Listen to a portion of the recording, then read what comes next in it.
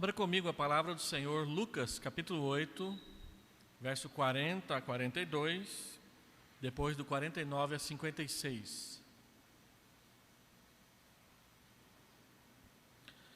Evangelho de Lucas, capítulo 8, 40 a 42, 49 a 56. Ao regressar Jesus, a multidão o recebeu com alegria, porque todos o estavam esperando. Eis que veio um homem chamado Jairo, que era chefe da sinagoga, e prostrando-se aos pés de Jesus, lhe suplicou que chegasse até a sua casa. Verso 49, falava ele ainda, quando veio uma pessoa da casa do chefe da sinagoga, dizendo: tua filha já está morta, não incomodes mais o mestre. Mas Jesus, ouvindo isso, lhe disse: não temas, crê somente, e ela será salva. Tendo chegado à casa, a ninguém permitiu que entrasse com ele, senão Pedro, João, Tiago, e bem assim o pai e a mãe da menina. E todos choravam e a pranteavam. Mas ele disse: não choreis, ela não está morta, mas dorme. E riam-se dele, porque sabiam que ela estava morta. Entretanto, ele, tomando-a pela mão, disse em voz alta: menina, levanta-te. Voltou-lhe o espírito. Ela imediatamente se levantou e ele mandou que lhe dessem de comer. Seus pais ficaram maravilhados, mas ele lhes advertiu que a ninguém contasse o que havia acontecido. Vamos orar. Deus amado, eis a palavra do Senhor que fala de mais um milagre de Jesus. E nós queremos não só entendê-lo, mas queremos tê-lo conosco, aprender o que ele quer dizer, para sermos conduzidos pela palavra do Senhor cada momento, para cada decisão e em cada instante da nossa vida. Nós também queremos pedir, enquanto rogamos pela luz da tua palavra, em favor da nossa irmã Thalita, lá nos Estados Unidos, e da nossa irmã Brandina, que não pôde estar no culto nessa noite por causa de enfermidade. As duas. Pedimos que o Senhor venha cuidar delas, e não somente delas, mas de todas as irmãs e de todos os irmãos aqui da nossa igreja, que não puderam estar aqui nessa noite por causa de enfermidade. Visitas nas suas casas, nos seus leitos, afofa-lhes a cama, torna confortável o lugar onde elas estão neste momento, para que possam, Senhor Deus, estar na tua presença em paz. E pedimos que o Senhor venha aliviar as suas dores, os desconfortos, a tensão, a tribulação que a enfermidade traz. Assim como também pedimos que o Senhor venha fazer a mesma coisa com as enfermidades da nossa alma, que precisa aprender a descansar nos teus braços. Nós oramos pedindo a luz do teu Espírito para nós, para que possamos enxergar a tua palavra como a luz do sol ao meio-dia, de forma tão clara e compreensível, que fique fácil obedecê-la. Oramos pedindo isso em nome de Jesus. Amém. É um exercício intrigante de interpretação da Bíblia, você comparar o testemunho do Evangelho de João com o testemunho do Evangelho de Lucas a respeito desse episódio aqui que nós acabamos de ler. Lá, a menina é Talita Cumi, menina, levanta. E aí o nome Talita passou a ser colocado em muitas pessoas, inclusive algumas bem conhecidas nossas, pessoalmente, parentes da nossa casa. Mas é intrigante você comparar como que João apresenta o caso e como que Lucas apresenta o caso, por uma razão muito óbvia. João andou com Jesus todo o período em que Jesus esteve aqui na terra. Lucas não. João viu, João presenciou. João, inclusive, é um dos que Jesus permitiu entrar na casa com Jairo e a mãe para presenciar essa ressurreição. Mas Lucas não. Lucas creu nessa história depois de ouvir a pregação do Evangelho através do apóstolo Paulo. Assim, quando nós lemos esses dois relatos e como que era a mensagem de cada um deles, nós percebemos que Lucas tem a mesma experiência de fé que todos nós aqui nesse templo temos hoje, a de crer no Evangelho por meio da pregação. Então ele escreveu e ele escreve o seu Evangelho para o mundo dos gregos. Quando nós estudamos introdução bíblica, aprendemos que Mateus foi escrito para os judeus, por isso originalmente ele tenha sido escrito primeiro em hebraico, depois traduzido para o grego e só depois traduzido para o português. Marcos escreveu para os romanos, aquele império que dominava a Palestina na época em que Jesus viveu por aqui. Lucas escreveu para os gregos, que embora não fossem mais o império que dominava, mas a cultura grega, ela foi quase que inteiramente assimilada pelo Império Romano e foi respeitada, e era a cultura que governava as pessoas, o jeito de pensar, o jeito de enxergar a vida, a forma de querer conhecer o futuro, as coisas, a beleza da conformação. Os gregos, eles idolatravam a perfeição do corpo humano, de modo que quem estuda a história da arte e estuda o período da Grécia, vê o quanto que eram perfeitas as estátuas feitas, esculpidas pelos artesãos daquela época, porque havia um culto à perfeição. E não é à toa que foram os gregos que inventaram os Jogos Olímpicos, que embora seja uma competição esportiva, era exatamente para mostrar a força, a beleza, a capacidade do ser humano de superar a si mesmo, ir mais longe, pular mais alto, bater no outro com mais força, ganhar numa competição e todas essas outras coisas. E João escreveu de forma geral para todos aqueles que ouviam o Evangelho naquela época. Lucas escreve para os gregos, gente que achava e endeusava, idolatrava a perfeição do corpo humano. E que por isso, quando alguém adoecia, o comum era desprezar, abandonar, empurrar para a margem. E Lucas mostra como que o Senhor Jesus, ele vem até nós, partindo exatamente dessa humanidade de Jesus para nos apresentar a sua divindade. Uma vez que os gregos cultuavam muito o ser humano, o corpo humano, o físico, Lucas apresenta exatamente a plena humanidade de Jesus como um meio para que as pessoas conheçam o Evangelho. Só que Lucas faz algo mais. Ele mostra que a encarnação de Jesus é perfeita. Jesus é um homem perfeito. Ele é plenamente homem. Ele não é uma mistura de um ghost, de um fantasma, de um espírito de um planeta distante com a matéria do corpo humano. Não, ele não é isso. Ele é a perfeição da divindade, completamente casada, ajuntada, vivendo e existindo como nós, como ser humano. Só que divino. E Lucas mostra, a partir da compaixão, do amor, da dedicação, do ensino, da caminhada de Jesus com as pessoas, do interesse que ele tinha por quem tinha problemas, a fim de ajudá-las, ele vai mostrando que Jesus não era apenas um homem perfeito, um homem santo, um homem bom, mas ele era e ele é e continua sendo o Deus que viveu e esteve entre nós e prometeu voltar para nós, para que nós pudéssemos e possamos viver toda a eternidade junto com Ele na casa do Pai. E Lucas vai fazendo isso de forma crescente. Algumas pessoas têm muita dificuldade com essa forma de pregação que nós temos implementado aqui na Igreja de Vila Nova, de expor o texto bíblico em sequência. Nós chamamos isso, em latim, de lectio continua, a lição contínua, a preleção contínua, a exposição sistemática. Algumas pessoas dizem, mas é enfadonho, a gente já sabe o que vai ser, perde a expectativa do culto, mas pregar da forma como as outras pessoas pregam por aí, também tem muitos prejuízos, e um deles é perder de vista como Deus fez as coisas. Você não lê o livro de Harry Potter, o capítulo 1, depois do capítulo 10, depois do capítulo 7. Você lê o 1, o 2, o 3, o 4, o 5, o 6 e o 7.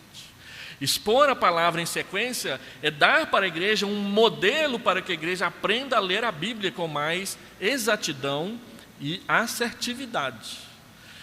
E mais, você tem a oportunidade de ver como Deus a inspirou e como Ele organizou a sua palavra para ser o guia para os nossos pés e a luz para os nossos caminhos, de modo que quem tem assistido e participado dessa exposição, que já está fazendo 1 ano que a gente começou, tem observado como que na mente dos apóstolos vai crescendo no seu coração aquela segurança, aquela certeza de que eles não estão seguindo apenas um homem bom, mas Deus. E esse texto que nós lemos é exatamente o momento em que essa certeza, essa impressão vira certeza no coração deles, porque o judeu acreditava que somente Deus poderia ressuscitar uma pessoa.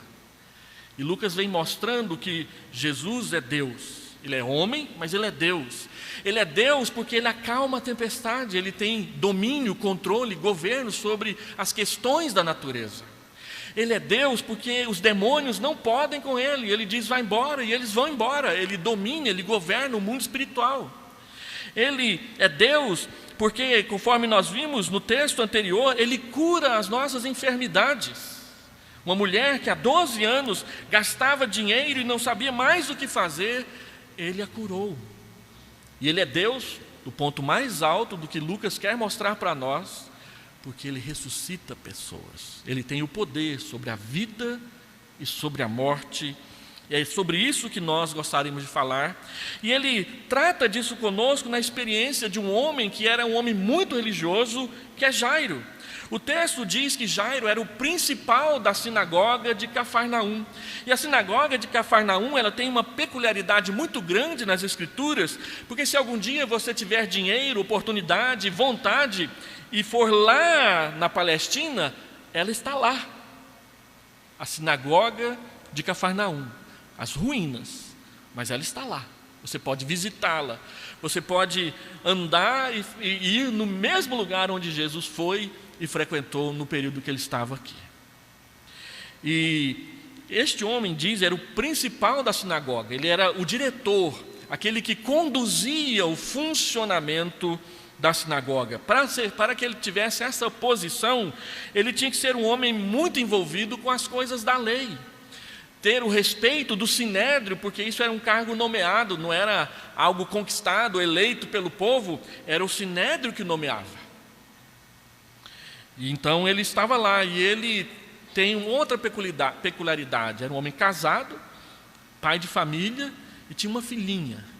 Eu gosto de Jairo, e eu vou dizer por quê, porque em Jairo, nós vemos no seu encontro com Cristo, algo que depõe contra essa acusação feminina constante, inclusive nas igrejas, de que maridos geralmente não têm iniciativa quando o assunto é a saúde da família.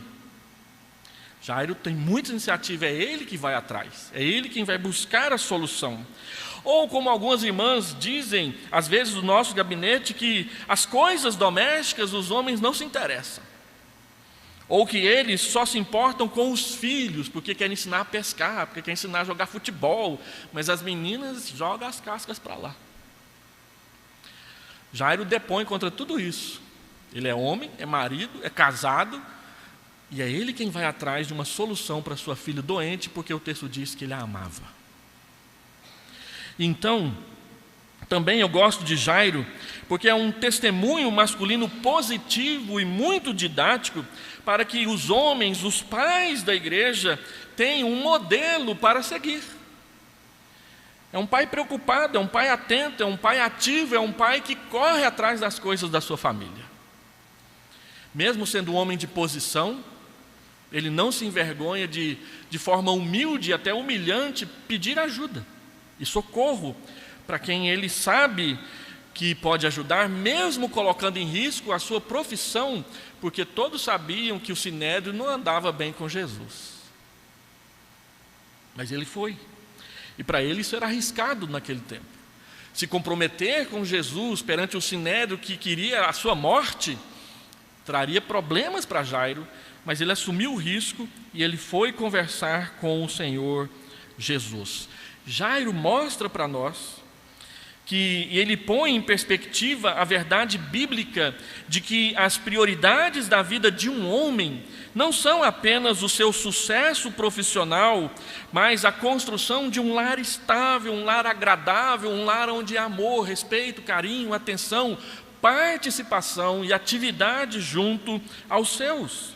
Não é somente o sucesso e o lucro que importam, mas o amor familiar. Ele vai atrás de Jesus porque ele ama a sua filha e ele quer que ela esteja bem. E é isso que nós homens precisamos aprender desesperadamente com este homem aqui, pai de família, nas Escrituras. Ele é exemplo para nós. E o fato mais marcante dessa narrativa é que os nossos dramas familiares jamais colocam em xeque a soberania de Deus, mas que essa mesma soberania governa de tal forma e de tal forma providencial a nossa vida, que é capaz de se intrometer com a nossa vida, de intervir nas nossas coisas, mudando as situações de rumo, tratando dos danos que tanto nos causa, trazendo novas perspectivas, novas esperanças e, acima de tudo, recomeço. Mas se você olha para Jairo na perspectiva de um pai, de uma família, de um pai, de uma mãe, que não sabe o que fazer diante da enfermidade do seu filho e vai procurar ajuda, isso ajuda muito a gente entender qual que era o clima que estava no ar quando este homem pede a Jesus ajuda e socorro. E Jesus vai com ele. Ele pede a atenção de Jesus, Jesus está conduzindo o seu percurso, mas o Senhor Jesus não tem dificuldade nem problema de atrasar uma programação ou um programa para atender a uma necessidade urgente. E ele vai com ele. No meio do caminho, ele cura uma mulher, mas ele está a caminho. Ele não parou de ir em direção à casa de Jairo. Nós já falamos sobre os 4 milagres.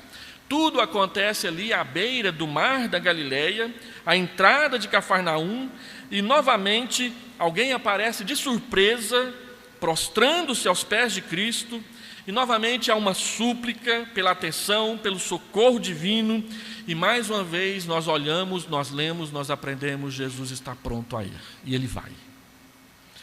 Então eu gostaria de falar com os irmãos nessa noite sobre essa frase que Jesus diz para Jairo. Quando as pessoas chegam e dizem, olha, não atormente mais o mestre, ela já morreu. Jairo olha para Jesus, Jesus olha para Jairo e Jesus disse, não tenha medo, creia somente. Creia somente. Então, o que nós temos aqui? Nós temos uma situação difícil. Nós temos uma morte que acabou de acontecer. Nós temos o coração do pai que acaba de ser dilacerado porque as suas tentativas agora parece que foram inúteis, não dão em nada, ela morreu. A minha filhinha, a minha querida, a minha bonequinha, e ela já tinha 12 anos, não era um bebezinho. Para os pais sempre é, né? Especialmente para as mães. Nós já temos aí filha de 30 anos de idade e a minha esposa chega lá, meu bebezinho, né? Trata como se fosse aquele bebezinho que trocou fralda. É desse jeito. E ele sofre. E o Senhor Jesus diz para ele, no meio do seu sofrimento, não tenha medo. Creia. Quantas vezes, meus irmãos, nós somos colocados de uma situação em que não tem mais o que fazer, não tem mais o que pagar, não tem mais a quem enviar, não tem mais remédio para tomar. Acabou. O que a gente vai fazer? Agora, o máximo que a gente pode fazer é chorar, sentir saudade, ficar triste, voltar para casa e ver o perfume, o cheiro da pessoa que a gente amava e sumindo aos poucos à medida em que você vai limpando a casa. E as memórias ficando mais longe. Mas a saudade sempre presente, sempre alfinetando, sempre dizendo que a pessoa está lá e ela não está. Os irmãos que já perderam parentes muito próximos, filhos, pais, irmãos, sabem do que eu estou dizendo. Era essa a perspectiva de Jairo, mas o Senhor Jesus se volta para ele e diz: não tenha medo, creia, apenas creia. Não precisa fazer mais nada. Você me chamou, eu vou com você.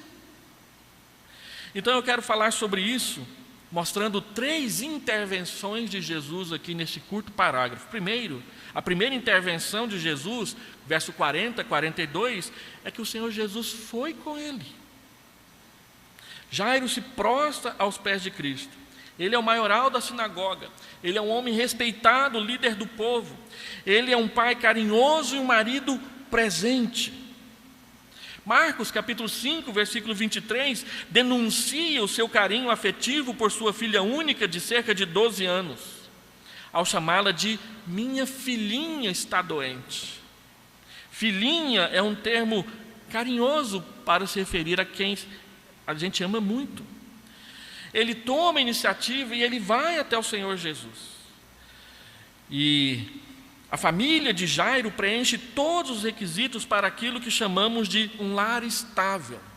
Um homem religioso, um homem que é líder na sua religião, que é respeitado pelo povo por causa exatamente de ser quem ele é e de agir como ele age. Uma família que é modelo, tem um pai, tem uma mãe, tem uma filha. Não é essas famílias modernas que tem um pai, tem um homem, tem uma mulher e tem um cachorro. Ou tem o Alfredo, que é um coelho que recentemente deu uma briga no aeroporto de São Paulo por causa dele, porque ele era filho de um casal. E a gente vai trocando as bolas. Não, é um pai, homem, uma mulher, uma esposa, mulher e uma filha, uma menina. E eles viviam assim. A tribulação de Jairo é a tribulação de muitos de nós, que temos que lidar com a enfermidade todos os dias dentro de casa. Ou que ela aparece de uma vez, a gente não sabe de onde, e a gente não sabe o que fazer. Quantas vezes nós sofremos com a enfermidade dos nossos filhos, dos nossos pais, dos nossos parentes, e isso também nos adoece. Quando eu estava na PMT e surgiu aquele levante muçulmano chamada a Primavera Muçulmana, ali 10 anos atrás, mais ou menos, entre 2010 e 2014, uma das nossas missionárias, ela ficou com tanto medo de morrer debaixo daquela nova onda de perseguição muçulmana contra os cristãos, e ela e seu marido eram missionários num país onde havia rígida perseguição contra os cristãos. Ela ficou com tanto medo de morrer por causa daquele novo levante muçulmano ali na sua região, que a sua boca travou. Ela não conseguia mexer a boca. Veio para o Brasil fazer tratamento, e aí apareceu 1001 diagnósticos. Tinha um odontólogo lá, um periodontista, que queria serrar o maxilar dela e remendá-lo. E aí um dos médicos da IPB foi conversar com ela. E o diagnóstico dele foi um só: ela está com a boca travada, não é porque ela tem um problema ósseo, não é porque ela tem um problema dentário, é medo. Medo de morrer. De estar lá, naquele lugar, lá no meio de muçulmanos, longe do Brasil, longe dos pais, longe dos melhores amigos, e morrer ali por causa de uma perseguição religiosa. A gente não sabe o tanto que o medo trava as coisas, trava a nossa vontade de fazer as coisas, trava o nosso organismo. Lá no seminário eu sou professor de homilética e de prática de pregação. Lá tem um negócio lá no seminário que o pessoal chama, uma doença, eu acho que é o Aedes aegypti que distribui essa doença lá. Eles chamam de heliofobia. Toda vez que o camarada tem que pregar e eu vou dar nota para ele, diarreia. E eu tenho que reorganizar a agenda. Claro que não é todo mundo, mas ganhou o nome da doença e a gente está fazendo estudos para descobrir se é o Aedes aegypti que está transmitindo essa doença lá. Medo de pregar causa diarreia. E medo de morrer por causa de perseguição causa o quê? Travamento da boca. Quando nós passamos por situações complicadas que a gente não sabe explicar, uma enfermidade, um transtorno, algo que acontece na nossa família e que causa desconforto, às vezes causa até vergonha dos outros, coisas que nós não programamos, coisas que simplesmente caíram no nosso colo e a gente tem que lidar com elas, a gente tem medo. Eu me lembro quando eu me casei, e o pessoal faz aquelas brincadeiras maldosas com os noivos, né? Você sabe quanto está custando o preço do feijão? O gás subiu 12% semana passada. E aí você, que mal consegue pagar as suas próprias contas, chama uma moça para viver com você, tem que pagar a sua e as dela. Aí você treme nas bases. Quando a esposa diz, estou grávida, o medo parece que supera a alegria. Nossa, agora é 3. Outro dia me perguntaram, quanto que custa mais um filho novo dentro de casa? Eu falei, 25%, pode fazer as contas. E a gente fica com medo. E algumas pessoas ficam com tanto medo que elas adoecem. E não sabem por quê. Por isso o Senhor Jesus diz para este homem, olha, não tenha medo. Não tenha medo. O medo adoece. O medo trava. O medo empurra a gente para trás. O medo acaba com a gente. Creia somente. O que supera o medo? Crer em Jesus. O verdadeiro amor lança fora o medo. Lembra de 1 João capítulo 4, verso 18 em diante? O verdadeiro amor lança fora o medo. Pastor, mas eu amo Jesus e tenho medo. Claro, ele sabe. Fale isso para ele. Refugie-se nele. Jairo então vem e suplica em favor da sua filha. E o Senhor Jesus vai com ele. Segunda intervenção do Senhor Jesus, versículo 49 a versículo 50.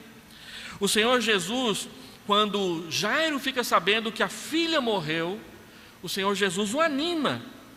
As pessoas dizem, não incomodes o mestre, a tua filha já morreu, não tem mais o que fazer.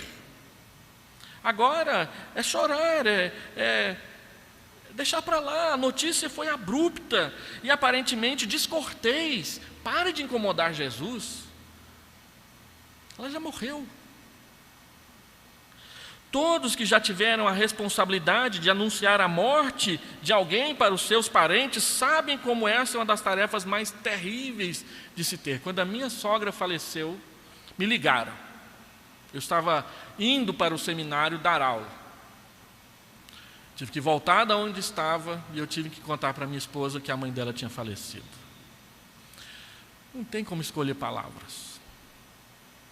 Não tem aquela história de o gato subiu no telhado, o gato sentiu dor de barriga, o gato caiu do telhado, o gato morreu. Uma hora você vai ter que dizer, ele morreu.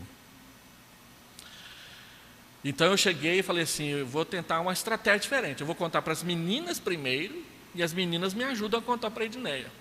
Que burrice que eu fiz, meu Deus do céu. Na hora que eu contei para as meninas, elas começaram a chorar. Aí uma foi para debaixo da mesa, a outra foi para debaixo da cama. E eu tive que contar para a Edneia e a coisa não ficou boa. Não tem notícia pior do que essa para a gente dar para alguém. E algumas pessoas acham que o pastor é a pessoa mais indicada para dar essa notícia para todo mundo. Liga para o pastor, pastor, fulano morreu, você pode ir lá avisar. Então eles chegam, falam de uma vez. E aí, para introduzir o assunto, não incomode Jesus. Pare de incomodar Jesus. A mesma coisa que dizer assim, pare de orar. Pare de pedir ajuda para Deus. Ela já morreu, Deus não tem mais nada o que fazer. E é esse o ponto.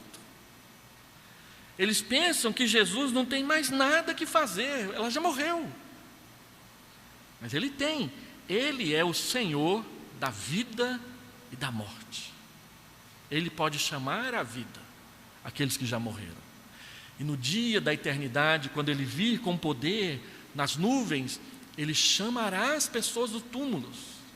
João capítulo 5 diz que Ele dirá os seus nomes, e elas se levantarão e virão até Ele no céu, aonde Ele está. Nós vamos nos levantar e nós vamos até Ele.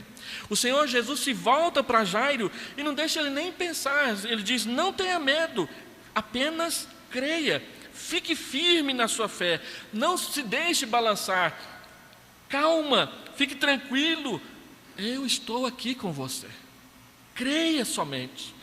Jesus veio ao seu socorro, dizendo-lhe que ele não abandonasse a sua fé, que ele não desistisse de crer, que ele não desistisse da menina. As suas palavras são importantes porque elas tratam com o medo e com a fé ao mesmo tempo. Não tenha medo, tenha fé. E nós estamos sempre oscilando entre um e outro. Quando temos medo, nossa fé esfria. Quando a nossa fé está firme, o medo diminui. Então, eu confesso que muitas vezes eu tenho medo. Todas as vezes que eu entro no carro e vou para a estrada, eu tenho medo. Por que que a gente só cruza com o caminhão na curva? Alguém sabe explicar? Quando parece que a carga dele está tombando na sua direção. E se aparecer um bêbado, daqueles bêbados mesmo? Eu tive um problema com um bêbado numa caminhonetona uma vez. Ele ficava, não deixava eu passar. Aí eu buzinei, que besteira que eu fiz. Aí ele parou na minha frente. E deu um trabalho para contorná-lo. Aqui outro dia, parado no semáforo, em frente aqui à igreja, chegando para o culto, uma pessoa errou o freio e acertou na minha traseira. Eu tenho muito medo de cruzar com bêbados no trânsito, porque além de não enxergarem direito, eles acham que você que está errado. Por que você parou na frente dele? Então, a gente tem medo. Medo de alguém. Eu tenho assistido às vezes alguns acidentes nos vídeos da internet, acidentes que acontecem do nada. O camarada está indo em linha reta, estoura um pneu, aí 3, 4, 5, 10 carros são atingidos. Outro dia eu vi um vídeo de pneus desgovernados. O camarada estava andando numa ribanceira e de repente o pneu caiu a 10 centímetros do rosto dele. A câmera de segurança filmou. Tem pessoas que nem saem de casa de tanto medo de que aconteça um acidente com elas. Então, a gente convive com o medo. E o medo nos machuca. O medo nos agride. E o Senhor Jesus, Ele veio para dizer: olha, não tenha medo, creia, fique firme na sua fé, exercite a sua fé, pratique a sua fé. A única forma de nós espantarmos o medo, inclusive o medo da morte, é crer na presença, nas promessas, na compaixão, no poder de Jesus Cristo que prometeu nos socorrer. Cristo é aquele que vai conosco pelo caminho, mesmo quando a morte bateu na nossa porta. Ainda que eu ande pelo vale da sombra da morte, não terei medo. Agora vai virar moda, né? Minha netinha nasceu dia 10. E antes dela nascer, nós fomos lá e fizemos uma devocional com o Rodrigo e a Joyce. E nós lemos o Salmo 23. E eu disse para ela: olha, filha, ainda que você ande pelo vale da sombra da morte, das dores do parto, o Senhor Jesus está com você. E ela nasceu às 4 horas da manhã, de uma vez, em casa. O Rodrigo é que teve que segurá-la para ela não cair no chão. Mas ela disse uma coisa: pai, eu só lembrava da devocional. Quando o Senhor disse assim: coragem. A hora que a dor vir, coragem, coragem. A hora que doía, eu falava: coragem. Mas é isso mesmo. No medo, saber que Jesus está com a gente. Ele não vai deixar, Ele não vai abandonar, Ele vai cuidar.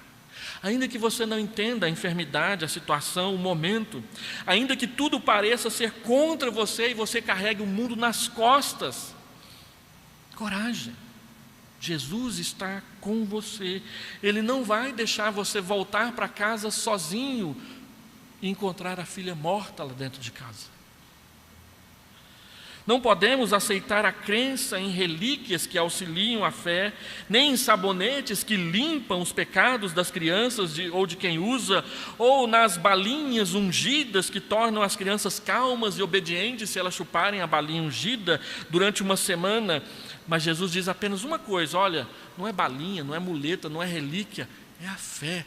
Creia, pratique a sua fé. E o Senhor Jesus completa: e ela será salva. É interessante como o Evangelho, ele não usa a palavra "e ela será curada", ela será salva.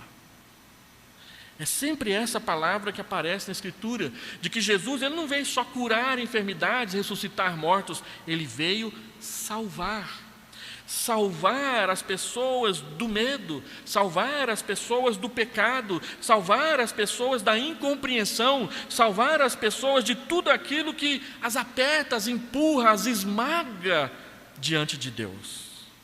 Ela será salva. Jesus fala da vida eterna para uma menina de 12 anos de idade que acabou de falecer. Jairo poderia ter feito como órfã, nora de Noemi, quando Noemi disse: olha, não tem mais marido para vocês. A Bíblia diz que órfã olhou para onde ir e foi embora. Então Noemi perguntou para Ruth: você também, minha filha, vai embora, volta para a sua idolatria. E Ruth disse: não, onde quer que você for, eu irei. Onde quer que você dormir, eu dormirei. O seu Deus, olha o bom testemunho da Noemi, o seu Deus é o meu Deus. Só a morte poderá me separar de você. E ela foi com Noemi, e ela entrou na linhagem de Jesus. Não tenha medo, creia. Não é o luto, não é a dor, não é a enfermidade, não é a altura, não é a profundidade, não é o espírito, não é o desencarnado, não é o ghost, não é o Walking Dead que vai nos separar de Jesus. Nada, nada, nada pode tirar Jesus de perto de nós. Então ele faz a terceira intervenção. Jesus revela o seu poder sobre a morte, versículos 51 a versículo 56, o texto diz para nós que eles chegam na casa, tendo chegado à casa, a ninguém permitiu que entrasse com eles, senão Pedro, João, Tiago, o pai e a mãe da menina. Havia pranto, havia tristeza, mas o Senhor Jesus diz: ela não está morta, ela só está dormindo. E eles riram de Jesus. Ela está morta, a gente sabe que ela está morta, todo mundo sabe quando a pessoa está morta. Mas ele disse: não, vocês não sabem de nada. E ele então conversa com a menina. Ele diz primeiro: não chorem, ela apenas adormeceu. Depois ele chega até onde a menina está, e ele não fala nada, ele pega a mão dela. E ao pegar na sua mão, ela se assenta na cama. Mas a menina está morta? Está morta ou não está morta? Quem é este que entrou nessa casa? É Jesus, aquele que você diz crer. Ele entrou na casa de Jairo, ele também já entrou na sua casa, ele está lá. E ele a toma pela mão. E até é engraçado, ele diz: olha, está com fome, dá comida para ela. Ela está viva. Ela levanta: Talita, cume, menina, fique de pé. E ela fica. Esse é Jesus que você diz crer. Ele é capaz de pegar as pessoas pela mão. Elas podem estar frias porque estão mortas, mas ele as levanta. E ele não as levanta como o Walking Dead, que levanta o corpo e parece que... Eu não gosto de Walking Dead, nunca assisti aquele trem. Porque para mim o Walking Dead é um corpo que ressuscitou sem alma. A Bíblia não diz que Jesus vai nos ressuscitar naquela situação de decomposição. Ele vai nos ressuscitar inteiros, sem vírus, sem vontade de morder o pescoço do outro. de fome existencial. Eu fico pensando o que é que os escritores dessas histórias de gente que morreu e ressuscitou, mas ressuscitou pela metade, o que é que eles têm na cabeça? Não vai ser assim, não. É perfeito. É o calor que volta, é a alma que está lá, é a pessoa que ficou inteira, ela foi salva. E a salvação inclui o corpo e a alma, os dois. É por isso que é errado quando a gente vai sepultar pessoas, dizer assim: fulano não está mais aqui, só está o seu corpo. Ele está ali, ele é o corpo. Ele está ali e ele está lá. Isso é a morte. Ele foi separado de si mesmo. Mas no dia da volta de Jesus, este corpo que a gente olha, dá aqueles beijos, e o beijo é diferente porque o corpo está frio, está rijo, vai se levantar inteiro, quente, com calor, pronto para a vida eterna. E aí o que acontece? O texto se limita a dizer que os pais ficaram maravilhados. Que explicação a gente pode dar? Um dos desenhos animados que eu mais gosto é o Príncipe do Egito. E a cena do Príncipe do Egito que eu mais gosto é a cena do camelo. Quando o Mar Vermelho se abre, assista o desenho, é gráfico. A boca de Moisés, o queixo de Moisés cai, o queixo de Arão cai, e o queixo do camelo que está com Arão cai. Essa é a melhor cena do filme. Que vê aquela sombra da baleia. É o que acontece com Jairo. Ela estava ou não estava morta? E então, eles ficam assustados, eles ficam assombrados de susto, eles ficam perturbados, eles ficam, usando palavras difíceis, estupefatos, mas eles também ficam enlevados. Enlevo é uma palavra que diz, dá uma levantada, dá um up, fica para cima, os olhos brilham. É a minha filha, ela está em pé. Esse é o Deus que cuida da sua casa. É nele que você crê mesmo? Não tenha medo. Tem enfermidades pelo caminho, tem dificuldades pelo caminho, tem pedras no caminho, mas Jesus está com você. Eis que estou convosco todos os dias, todos os dias, todos os dias, até a consumação do século.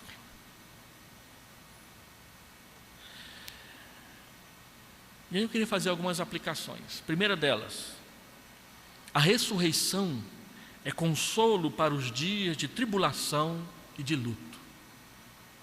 A ressurreição que eles presenciaram e a ressurreição que nós aguardamos acontecer. Talita morreu de novo, a menina morreu de novo. Ela, quem sabe, ela passou pela juventude, ela se casou, teve filhos, mas ela morreu outra vez. Mas este não é o ponto. O ponto é que quem a levantou da morte, a levantará outra vez. O ponto é que este homem que disse, não tenha medo, eu estou indo com você, ele pode atender às nossas orações e socorrer e acudir aos nossos pedidos. Um dos textos bíblicos mais impressionantes é Efésios capítulo 3, quando diz que Deus pode, respondendo às nossas orações, nos dar, nos conceder infinitamente mais do que tudo quanto pedimos ou pensamos pedir. 3 palavrinhas que são assustadoras em Efésios 3, 17 a 20.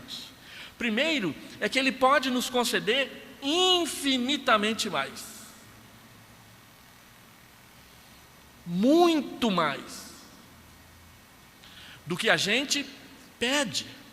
Então muitas pessoas não recebem de Deus bênçãos, curas, socorro, porque não pedem a Ele. Mas o texto diz mais, Ele pode nos dar infinitamente mais do que tudo que nós pedimos ou pensamos. Gente, cabe muito pensamento na nossa cabeça. Quantas coisas que a gente pensa para o crescimento da igreja de Vila Nova, não é?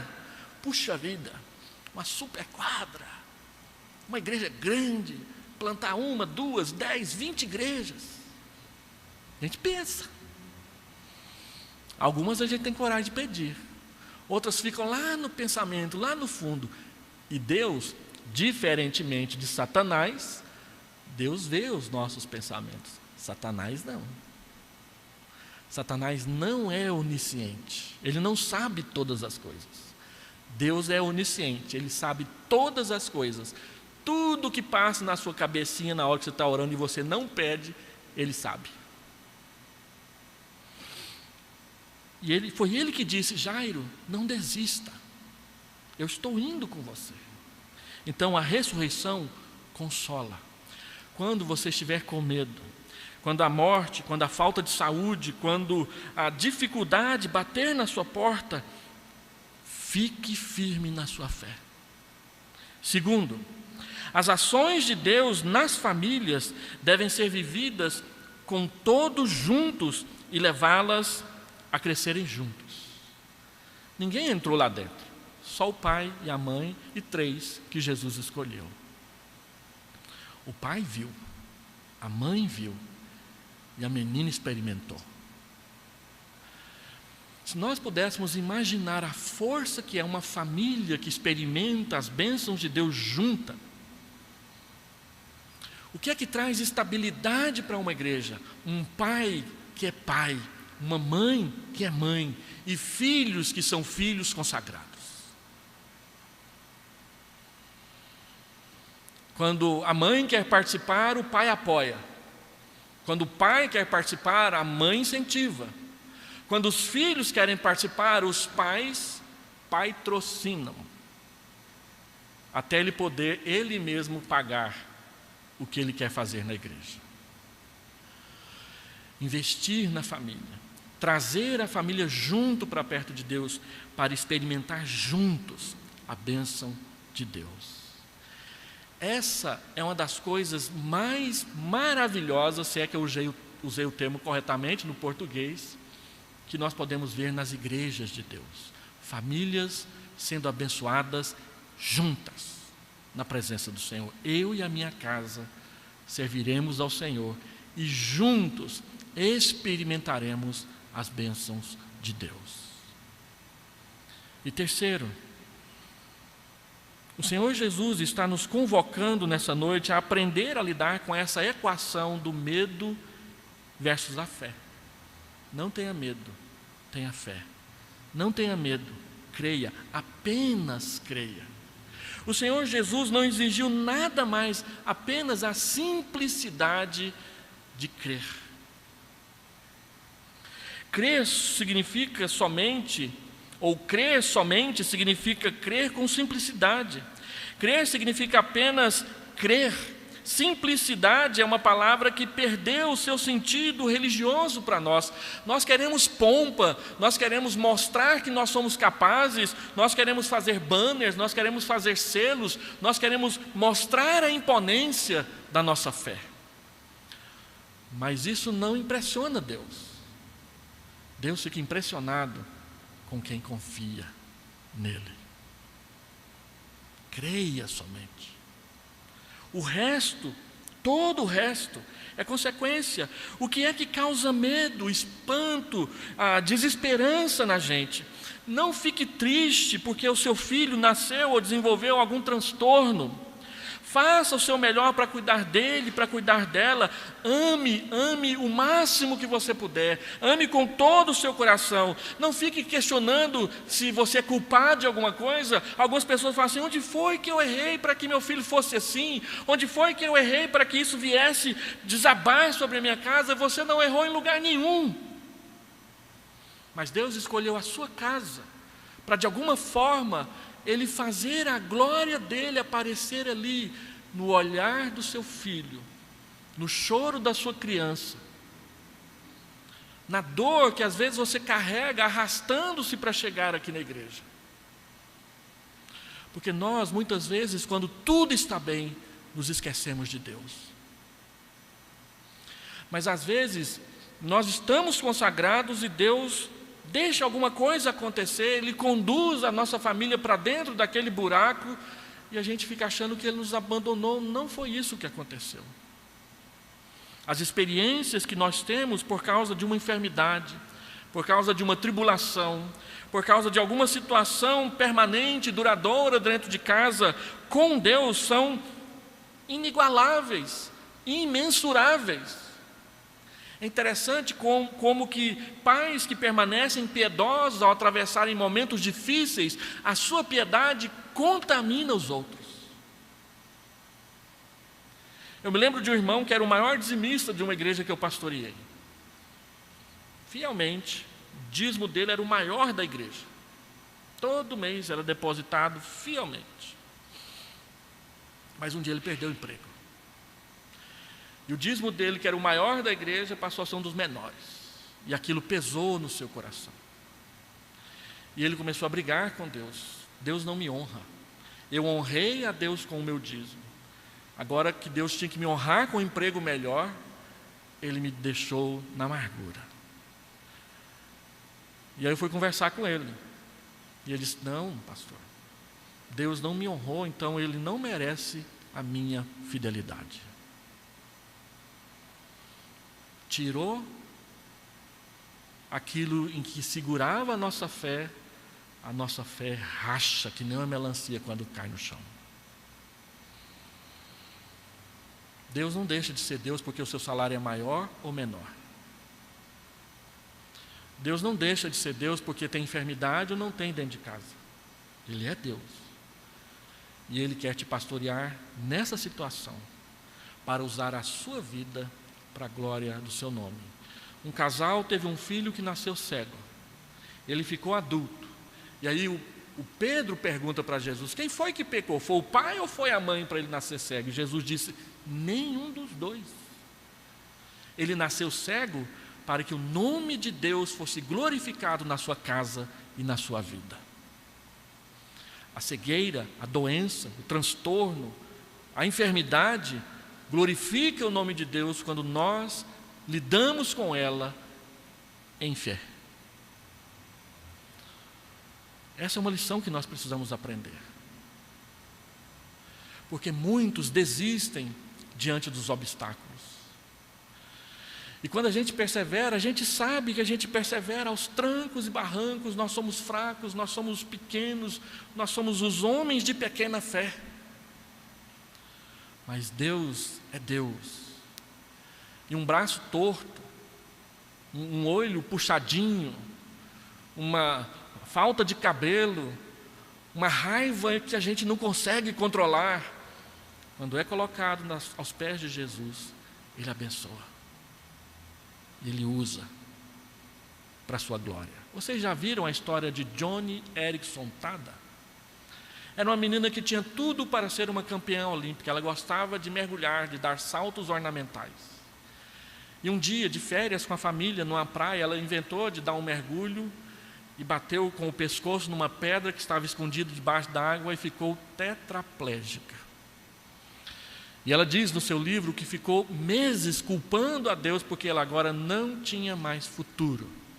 E lá no hospital, fazendo as fisioterapias, aquele negócio que ninguém gosta, mas que todo mundo precisa, ela conheceu inúmeras pessoas em situação igual ou semelhante à dela, sem Deus. E ela começou a pensar: eu conheço Jesus. Então eu preciso usar essa minha situação, essa minha nova situação, para que as pessoas que estão iguais a mim conheçam a Jesus. E ela começou então a pregar o Evangelho para pessoas que eram tetraplégicas, paraplégicas, cheias de problemas de locomoção, como ela tinha.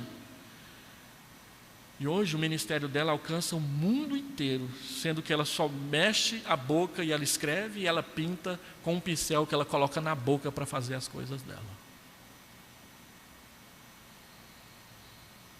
E ela diz no testemunho dela que lá no céu ela vai andar. Deixa eu terminar então. O que é que te causa medo, espanto, desesperança? Não fique triste. Não fique desesperado. Não tente carregar o mundo nas costas, você não consegue. Apenas creia. Saiba, perceba, entenda que Jesus está com você. Ele não foi embora. Mesmo quando a notícia ruim chega no meio do caminho, Ele não vai embora. Então, Ele quer mostrar a sua glória na sua vida. Tenha bom ânimo. Tenha coragem. Creia. Apenas creia. E por último, os milagres de Deus não são espetáculos, mas são ações de Deus a nosso favor. Jesus fechou a porta. Ninguém pôde ver um milagre, só os pais. Tem bênçãos, tem experiências com Deus que não são para mostrar no YouTube. São para ficar aqui, ó. Aqui, ó. Hoje, tudo que acontece dentro de casa, a gente gasta mais tempo fazendo a selfie do que participando da festa do negócio. Quer mostrar, quer mostrar, quer mostrar. Não, é aqui, ó.